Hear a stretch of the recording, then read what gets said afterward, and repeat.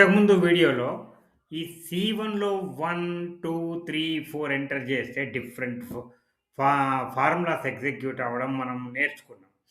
ఇక్కడ 1 ఎంటర్ చేస్తే some, 2 enter చేస్తే మాక్సిమం, 3 ఎంటర్ చేస్తే మినిమమ్ ఈ రకంగా.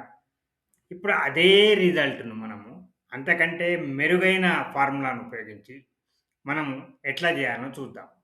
నేను ఆ ఫార్ములా ఇక్కడ ఎంటర్ చేసినా చూడండి. ఇది స్విచ్ ఫార్ములా. ఇక్కడ ఐఎఫ్ఎస్ కాదు.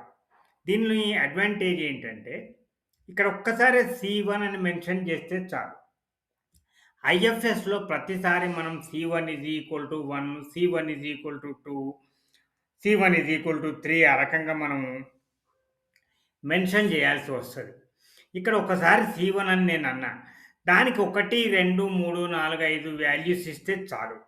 సి1 ఒకటి వాల్యూ ఇచ్చినప్పుడు సమ్ ఎగ్జిక్యూట్ చేయి. దేని సమ్ ఎగ్జిక్యూట్ చేయాలి? ఏ1 నుంచి ఏ4 వరకు. 2 ఎంటర్ చేస్తే మాక్సిమం ఫార్ములా. ఏ1 నుంచి ఏ4. 3 ఎంటర్ చేస్తే మినిమమ్. 4 ఎంటర్ చేస్తే యావరేజ్. 5 ఎంటర్ చేస్తే కౌంట్.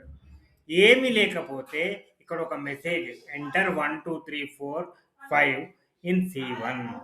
ఇది దానికంటే మెరుగైనదనమాట.